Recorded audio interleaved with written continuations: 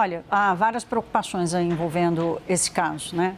Uma de partida, a atuação do ministro do Supremo Tribunal Federal, que acabou gerando mais uma crise interna no STF, além daquela já causada pelo ministro Dias Toffoli em função do caso Master. Então, mais uma crise para o STF gerir, né? E eu sei que esse assunto já foi tratado bastante aqui no Hora H, mas esse contexto é importante, porque nós estamos falando aqui da fragilização do STF, que é uma das instituições mais importantes do país.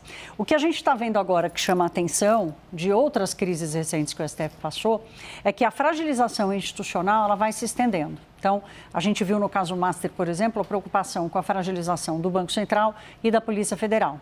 E agora uma preocupação com a fragilização da Receita Federal e dos seus auditores e dos seus servidores. A gente vai receber agora, aqui no Hora H, para uma entrevista com o Kleber Cabral, que é presidente da Unafisco, que é a Associação Nacional dos Auditores Fiscais da Receita.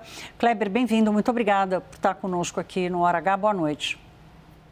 Olá, Thaís. Boa noite a todos. Kleber, o que mais te preocupa dessa ação do ministro Alexandre de Moraes e a resposta da Polícia Federal?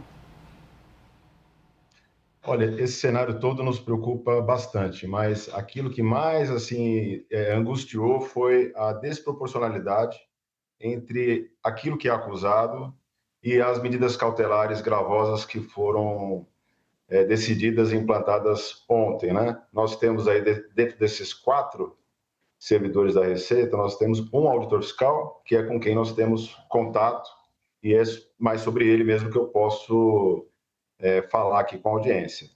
Ele teve um pedido de esclarecimento, feito logo 3 semanas atrás pela administração da Receita, a respeito de um acesso que ele teria feito lá em meados de novembro do ano passado. E aí ele rapidamente lembrou o que era, né? E ele esclareceu os fatos, e tinha sido um acesso que ele não devia ter feito, ele mesmo acusou isso, eu não devia ter feito, porque, na verdade, era uma questão que eu tentei achar uma pessoa que era ex-esposa de um amigo de longa data, eu vi o mesmo sobrenome, a mesma cidade, achei que era a mesma pessoa, e acabei usando o sistema da Receita para tentar tirar essa dúvida, essa informação. Mas isso não tem absolutamente nada com os tais dados vazados, né? Primeira coisa que chama a atenção, Thaís, quais são, afinal, os tais dados vazados? Nós sabemos a questão do contrato de 129 milhões, que a Receita, claro, a Receita não tem isso, a Receita não arquiva contratos dos contribuintes, né? Então, esse dado, se vazou, não é da Receita. Agora, por exemplo, tem a questão da evolução patrimonial da esposa do ministro Alexandre. Isso pode ter vazado da Receita? Pode, porque a pessoa declara o seu patrimônio um ano ou outro, quem tiver acesso à declaração de imposto de renda dela, se isso foi bisbilhotado por alguém e foi vazado, é uma hipótese plausível, né? Agora, veja, o que aconteceu? Seja a Viviane Barsi ou o ministro Alexandre, eles não se dirigiram à Receita e falaram: Receita, eu estou achando muito estranho informações econômico-fiscais da minha esposa, da empresa dela, do escritório dela, que estão saindo na imprensa. Eu preciso que vocês verifiquem isso. Não foi isso que aconteceu. O que aconteceu foi um pedido dizendo o seguinte: tem 100 pessoas aqui, eu estou elencando 100 pessoas, quer dizer, parentes de terceiro grau, de todos os ministros, colocaram o PGR no meio, num período de 3 anos. E eu quero saber se houve algum acesso sobre isso. A administração da Receita não devia ter ido adiante com esse tipo de pedido. Mas quem é que peita o Supremo hoje, né? A Receita devia ter dito: sim, ministro, mas o que o senhor quer saber? Qual é o dado vazado? Claro. Vamos atrás, nós somos guardião do sigilo. Sigilo fiscal é fundamental para nós. Qual é o dado vazado? Então, claro, em meio a isso, o que pode ter acontecido são vários falsos positivos, como é o caso desse auditor fiscal do interior de São Paulo, agora, que acessou acidentalmente. Sim. Não, eu só não quero perder esse fio da meada que você acaba de entregar aqui para nós, para entender como é que funciona a atuação, onde estão os alarmes que vão sendo acionados, porque a Receita Federal, ela trata de assuntos sensíveis, né, a todas as pessoas, sendo autoridade ou não, né? Eu aqui, como pessoa física, eu não posso ficar com medo que um auditor da Receita Federal, atrás de um amigo, da ex-esposa de um amigo, vai chegar na minha conta conta e, sem querer, acessar os meus dados, né? Qual é a garantia? Como é que o cidadão brasileiro pensa assim, olha, consegue separar entre o que é a desconfiança do ministro Alexandre de Moraes, que, como você lembrou, tem uma preocupação de explicar esse contrato de quase 130 milhões de reais com o Banco Master e exatamente o que é o trabalho e a Receita Federal como atua para evitar excessos e evitar crimes, inclusive. Ótimo. Então, vamos lá. A Receita ela tem uma manualização de sistemas de acesso super restrita, super escalonada, quer dizer, o auditor e os outros servidores, eles têm, conforme o cargo e conforme a área que atua, conforme a localidade, tem determinados sistemas, tudo muito regrado, muito chato até, para a gente que trabalha com isso, muito restrito, o cuidado é gigante com isso. E, além disso, a Receita tem uma área de auditoria interna, que é a Audit, que monitora esses acessos, né? Então, há uma série de regras e de critérios para que não haja acessos, né, chamados assim, imotivados. E é importante, Thaís, diferenciar o que é esse acesso imotivado e o que é um vazamento mesmo, né? Então, só contar a historinha rapidamente de um caso concreto. Uma pessoa da Receita, ela teve um acidente de trânsito. O carro bateu nela, ficou bravíssima, não conseguiu ir atrás da pessoa, a pessoa fugiu, não parou, mas ela memorizou a placa. Chegou em casa, ela tinha o sistema Detran, trabalhava com isenção de IPI de táxi, e aí ela entrou lá no sistema, pegou a placa do carro, pegou o endereço da pessoa, viu que era perto de casa, correu lá e tocou a campainha e foi tirar satisfação. Ela pode fazer isso? Claro que ela não pode fazer isso. A pessoa, né, que bateu no carro fez uma queixa à Receita, a Corregedoria abriu um processo administrativo disciplinar e esse servidor tomou a penalidade prevista, que é de advertência. Certo? O acesso imotivado gera advertência. Outra coisa é você vazar, é você dar conhecimento a terceiros, e aí o vazamento pode ser culposo ou doloso, e se for doloso, configura crime. Então, só para distanciar o que é um acesso que pode ser, que é sempre indevido, mas que pode ser por um acidente, por uma curiosidade que não devia ter sido usada. Então, não estou reduzindo a importância disso, não, mas estou só distanciando o que é o acesso, cuja pena é uma advertência, e o que é o vazamento, que esse sim pode gerar demissão. Então, o que nós temos até esse momento são indícios de acesso. De vazamento, pelo menos em relação ao auditor fiscal, absolutamente nenhum. Porque não há notícia nenhuma de que a pessoa que ele acessou, que é uma enteada do ministro Gilmar, que tenha vazado qualquer informação sobre ela. E as coisas que ele foi atrás de ver se era o mesmo sobrenome são questões de vínculo parentesco, não tem nada a ver com parte de renda, movimentação bancária, imposto de renda, tem nada a ver com isso. Inclusive, eram dados antigos de 2008. Quem que vai querer vazar olhando coisa de 2008, né, para vazar Kleber, informações de hoje? Eu tenho um minutinho só, vou precisar que você seja conciso, mas eu não posso deixar de te perguntar. O Unafisco pretende tomar alguma atitude, recorrer da decisão do ministro Alexandre de Moraes? Olha, esse é outro drama. Recorrer a quem? Recorrer a quem? Nós não temos foro privilegiado. Não era para nenhuma dessas pessoas estar sendo julgada pelo Supremo. Isso aí todo mundo já está cansado de ouvir, que a inquérito das fake news, né? Nós passamos por isso muito parecido em 2019. Também o ministro Alexandre de Moraes também afastou 2 auditores fiscais acusando-os de vazamento de informações. Depois de 2 meses eles foram reintegrados porque não tinha nenhum lastro probatório. E isso vai acontecer de novo, né? Mas, assim, a gente fica muito apreensivo de ver a desproporcionalidade da ação, entendeu? Uma pessoa que, sem processo, não é no curso do processo houve uma medida cautelar gravosa, é antes do processo. Ela não teve processo disciplinar aberto, não teve processo nenhum. De repente, ela é surpreendida às 6 horas da manhã com a Polícia Federal com a tornozeleira eletrônica, afastado do cargo, entendeu? Isso é muito, não é pouco, não, é muito desproporcional, né? Na Faculdade de Direito, onde a gente aprendeu, inclusive estudei na Largo São Francisco, junto com onde dão aula alguns ministros, não é esse o direito que nós aprendemos.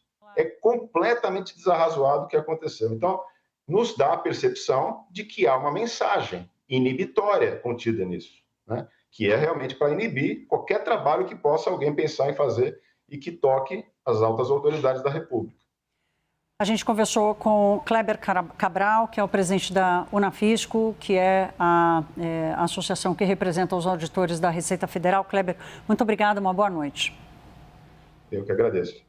disto, vamos falar da operação da Polícia Federal, que foi às ruas contra o vazamento de dados de ministros do Supremo Tribunal Federal e de outras autoridades, familiares deles também. Os alvos foram 4 funcionários da Receita Federal, na verdade 3 funcionários da Receita Federal e um da Serpro, que estava emprestado para a Receita Federal. Esses funcionários, esses servidores, são suspeitos de divulgar informações sigilosas do sistema interno da própria Receita. As informações que estão lá, por exemplo, sobre imposto de renda, informações fiscais. A investigação foi determinada pelo ministro Alexandre de Moraes como um desdobramento do inquérito das fake news. Está lá, naquele inquérito que é de 2019, tem agora mais um braço, que é esse. Bom, mais cedo, a assessoria de imprensa do STF divulgou uma nota e diz que, com base em informações que foram prestadas pela Procuradoria-Geral da República, que foi quem pediu as quebras de sigilo, eles disseram o seguinte, abre aspas, as investigações iniciais demonstraram, conforme o relatório enviado pela Receita ao STF, a existência de blocos de acessos, cuja análise pelas áreas responsáveis não identificou justificativa funcional. Está aqui na nota do STF, o que eles estão querendo dizer? Que tem funcionário acessando dados que não dizem respeito ao trabalho deles. Como eles têm acesso a senhas, etc. Aliás, desde 2023, a Receita vem alterando isso, tornando mais difícil que os funcionários possam acessar, por exemplo, dados que não estão na alçada deles. Mas, de qualquer maneira, a Receita viu que há, nesses casos, desses 4 servidores cujos nomes foram enviados por STF, houve o acesso a dados desmotivado, que eles falam, sem ter uma relação direta com o que eles tinham que fazer. E aí isso levou às medidas cautelares que foram determinadas pelo ministro Alexandre e pedidas pela Procuradoria-Geral da República.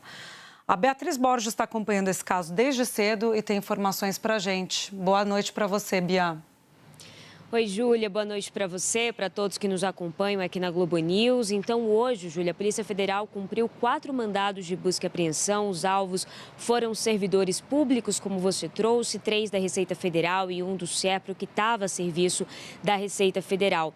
O objetivo dessa investigação é justamente apurar um suposto vazamento de dados da Receita Federal, de autoridades e de seus familiares. Como você disse, trouxe um trecho da nota, o Supremo Tribunal Federal mais cedo divulgou uma nota a respeito dessa operação da Polícia Federal, que é um desdobramento do inquérito das fake news, e esses mandados de busca e apreensão, eles foram determinados pelo relator desse inquérito, o ministro Alexandre de Moraes. A gente traz aqui na tela um trecho dessa nota publicada pelo Supremo Tribunal Federal, em que eles falam a respeito dessa tomada de decisão. Então, eles falam, as investigações iniciais demonstraram, conforme relatório enviado pela Receita Federal ao STF, a existência de bloco de acessos cuja análise pelas áreas responsáveis não identificou justificativa funcional.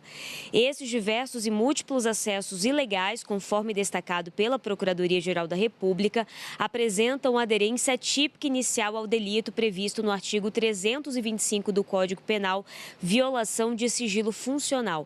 Porém, o caso não se exaure apenas na violação individual do sigilo fiscal, uma vez que a exploração fragmentada e seletiva de informações sigilosas de autoridades públicas, divulgadas sem contexto e sem controle jurisdicional, tem sido instrumentalizada para produzir suspeitas artificiais de difícil dissipação. Então, nesse trecho da nota, eles trazem, como você disse, Júlia, essa questão do acesso, do suposto acesso desses funcionários aos dados sigilosos, mas também uma possível divulgação desses dados. O Supremo Tribunal Federal, nessa nota, também trouxe as medidas cautelares que foram determinadas a esses servidores que foram alvo desses mandados. Então, entre elas estão, por exemplo, o monitoramento por meio de tornozeleira eletrônica, cancelamento de passaporte, proibição de sair do país, restrições de saídas à noite e também aos finais de semana e afastamento do cargo público, da função pública. A Receita Federal também publicou uma nota a respeito dessa operação, em que disse que tem ampliado o controle relacionado a acessos a dados sigilosos. Diz também que desde 2023 tem feito essa ampliação e que até o momento 7 processos disciplinares disciplinares foram abertos que resultaram em 3 demissões. Diz também que antes dessa operação acontecer, eles já estavam fazendo uma auditoria interna para poder apurar essa questão dos desvios de acesso de dados sigilosos relacionados a ministros do Supremo Tribunal Federal e seus familiares. Isso porque teve um pedido do Supremo Tribunal Federal nesse sentido. Então, eles já estavam realizando essa auditoria interna, já tinham enviado algumas informações para o Supremo antes mesmo dessa operação acontecer, envolvendo, então, esses servidores. Volto com você aí no estúdio, Júlia. Bem lembrado, é importante isso, né? A Receita já tinha detectado uma movimentação, o STF já tinha pedido para a Receita já tinha enviado para o STF. Isso antes mesmo da operação de hoje, que é pedida pela PGR, mas naquele inquérito aberto no STF. Beatriz Borges, obrigada pelas informações. A gente vai acompanhando tudo com você por aí também. E vamos mergulhar nesse caso, trazer mais detalhes para vocês. Vamos ver agora quem são os 4 servidores públicos investigados por suspeita de acessar ilegalmente esses dados fiscais que são, por óbvio, né, protegidos por sigilo no sistema da Receita Federal. A gente tem aqui para vocês, separado, daqui a pouco vai sair isso, vai funcionar para vocês. Luiz Antônio Martins Nunes, que, de acordo com o portal da Transparência, é do SERPRO, aquele funcionário que está do SERPRO, que é o Serviço Federal de Processamento de Dados, do SERPRO no Rio de Janeiro. Mas ele estava cedido, de acordo com as informações que foram divulgadas hoje, para a Receita Federal, atuando na Receita. Luciano Peri Santos Nascimento, técnico de Seguro Social pela Receita Federal, ele é em Salvador. Ruth Machado dos Santos, também técnica da Receita, mas em Santos. E Ricardo Mansano de Moraes, que é auditor fiscal da Receita Federal em São José do Rio Preto. Essas informações todas são públicas, porque são servidores, elas estão disponíveis no portal da Transparência e indicam que eles recebem salários que vão de 11 mil a 38 mil reais. Bom, os 4 tiveram celulares apreendidos, foram afastados dos cargos da função que exerciam e vão, por enquanto, usar a tornozeleira eletrônica. Também tiveram os passaportes cancelados, estão proibidos de sair do país. Eles devem prestar depoimento, tá? A Polícia Federal nos próximos dias, vocês vão acompanhando com a gente. E aí tem o crime a que eles podem responder, que é a questão, a violação, de sigilo funcional, que é, na prática, o acesso indevido a sistemas de informação e vazamento de dados sigilosos. Quer dizer, você, como servidor, você tem acesso, muitas vezes, você trabalha na Receita, depender do que você faz na Receita, você tem direito, pelo seu trabalho, né? Não é direito, mas você tem o acesso, como parte da sua função, a dados fiscais que são, por lei, sigilosos. Então, o que a gente está discutindo aqui é por que eles acessaram esses dados, porque a Receita já tem indícios, indicativos, de que não havia razão para esses funcionários acessarem os dados que envolvem ministros do Supremo e familiares. Bom, a Unafisco Nacional divulgou uma nota, né, ela que é uma espécie de sindicato dos servidores que atuam, os auditores fiscais que atuam no fisco, ela divulgou uma nota manifestando uma preocupação com as medidas cautelares contra o auditor fiscal investigado. A associação defendeu que irregularidades sejam rigorosamente apuradas, mas afirmou que o contexto atual ainda é considerado preliminar para as medidas tomadas. A nota lembra que não é a primeira vez que afastamentos são determinados antes do encerramento das apurações e cita um episódio em 2019, quando 2 auditores foram afastados sob acusações de vazamento e depois reintegrados. A associação conclui dizendo que os auditores fiscais não podem ser transformados em bodes expiatórios, em meio a crises institucionais, nem submetidos à exposição pública prematura. O SERPRO esclareceu que todos os sistemas desenvolvidos pela estatal são rastreáveis e permitem um monitoramento de irregularidades.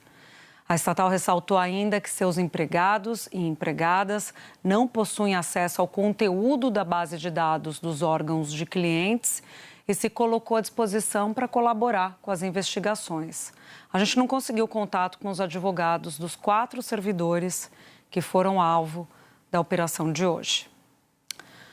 Vamos voltar para Brasília, que a Ana Flor está com a gente hoje, num dia importante como hoje, que teve essa operação. Ana, boa noite para você.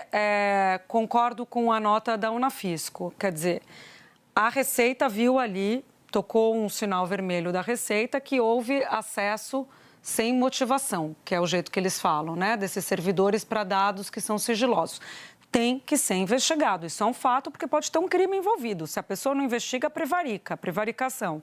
O crime é o sigilo, violação de sigilo funcional. O funcionário público tem acesso a esse sigilo, mas não pode divulgar, não pode tornar público. Então, tem notícia de um crime e tem que investigar. Agora, devagar com andor, para entender também que são, né, esses servidores, quais foram os acessos e entender como é que isso se encaixa dentro do contexto do inquérito das fake news que, aberto em 2019, está até hoje aí sendo usado no STF, aberto de ofício, sendo usado para as mais distintas investigações. É isso mesmo, Júlia. Boa noite a você e a todo mundo que está ao vivo com a gente.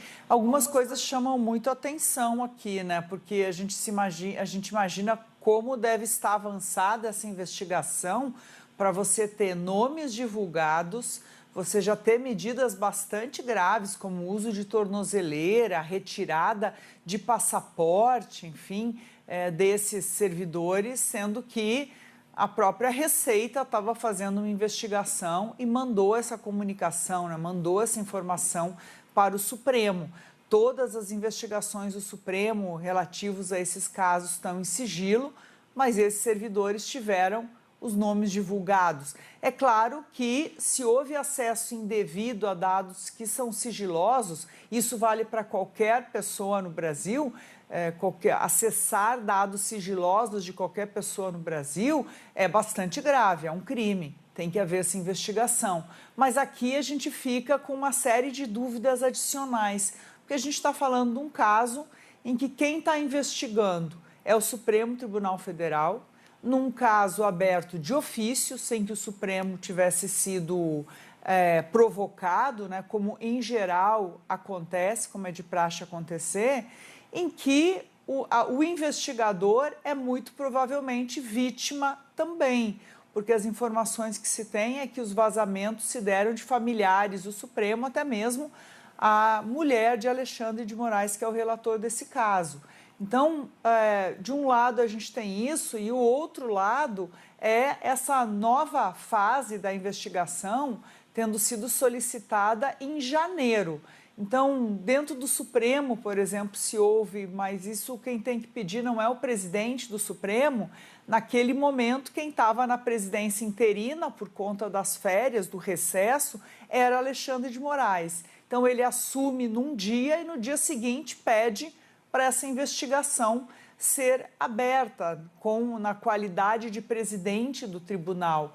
Então, chama atenção, são fatos que chamam a atenção. Como todo o inquérito das fake news sempre foi fora do comum. Foi aberto em 2019, à época pelo então presidente do Supremo, que era Dias Toffoli, que sem sorteio indicou o relator, Alexandre de Moraes, e essas investigações nunca terminaram. O escopo foi sempre aumentando. O foco era um suposto ataque a ministros do Supremo, teve censura, reportagens.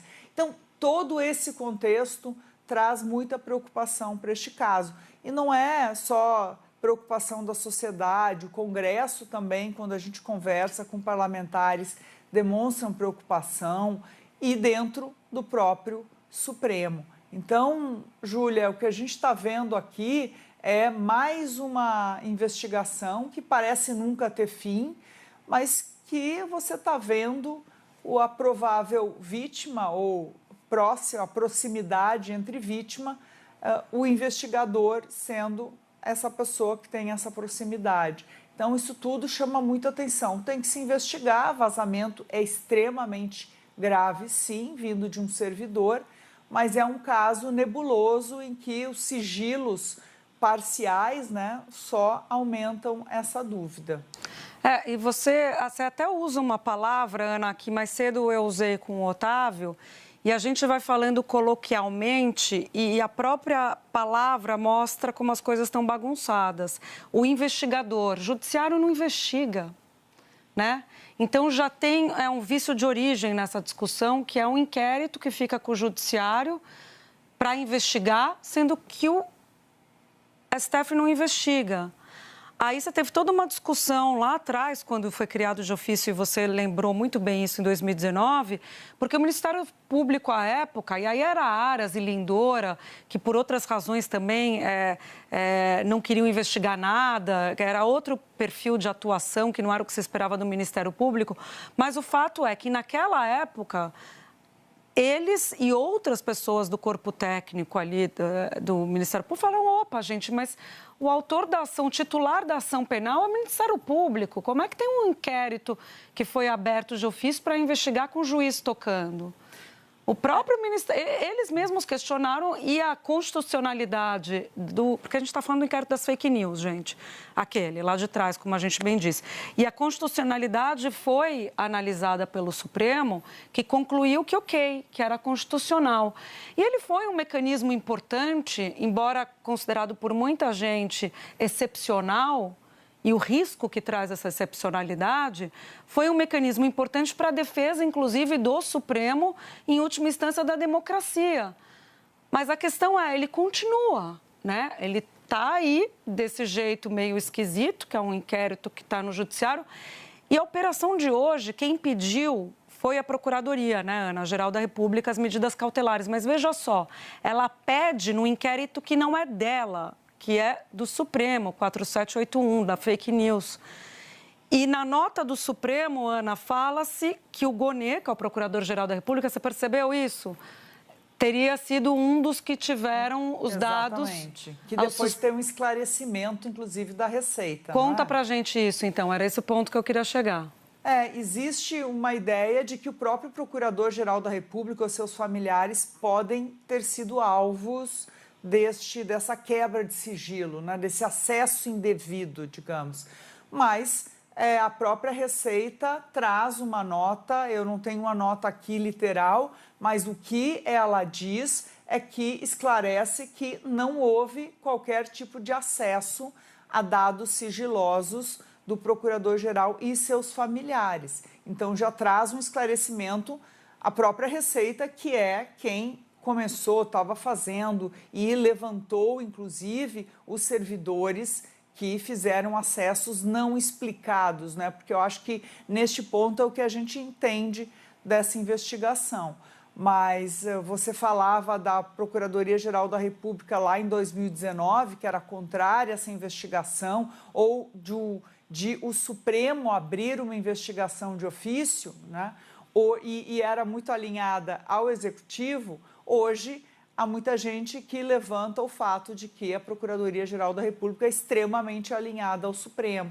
Então, não ajuda num ambiente tão, né, conflagrado, em que há tantos holofotes mirando o Supremo, mais uma investigação, mais, enfim, o foco de um Supremo que parece que está se protegendo, usando, enfim, o que pode e até meios incomuns ou não usuais para se proteger e até, de certa maneira, mostrar, olha, estamos aqui e não tentem, enfim, nos ameaçar. Você falou da nota da Receita, o nosso editor-chefe, o Compan, mandou para mim aqui, a Receita informa que não foi nenhuma violação no acesso a dados fiscais sigilosos do Procurador-Geral da República, Paulo Gonê, nem de seus familiares. A nota do STF apenas informa que foram pedidos à Receita Federal do Brasil dados de acesso de todos os ministros do STF, do PGR e de seus familiares. Ou seja, foi pedida a auditoria de todas as autoridades listadas, mas não houve acesso aos dados fiscais de todos eles. Ana, então aqui é bem diferente, né? Aqui o que a gente tem é o STF, mais uma vez, o STF pedindo para a Receita, dessas pessoas aqui, quem que teve o acesso aos dados feito por algum servidor sem razão?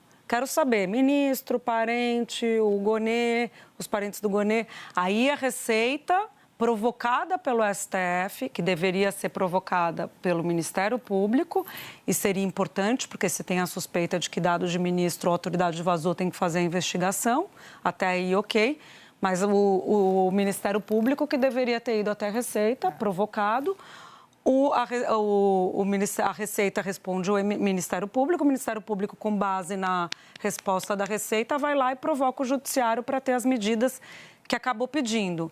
Mas o trâmite não foi assim. O trâmite foi do STF para a Receita, da Receita para o STF, e de repente vem o Gonê de fora e fala, com base nisso que chegou aí para você, vamos pedir as medidas. É uma inversão do trâmite, né? E, ao mesmo tempo, extremamente fora do normal, inusual o trâmite dado em que o Supremo vai e determina o escopo da análise da Polícia Federal. Então, isso tudo chama muita atenção. E um outro ponto importante, né? Onde estão os demais ministros do Supremo nessa decisão e a chancela do colegiado. O Supremo não determinou que o normal é o colegiado definir, não é assim que está acontecendo nesse caso.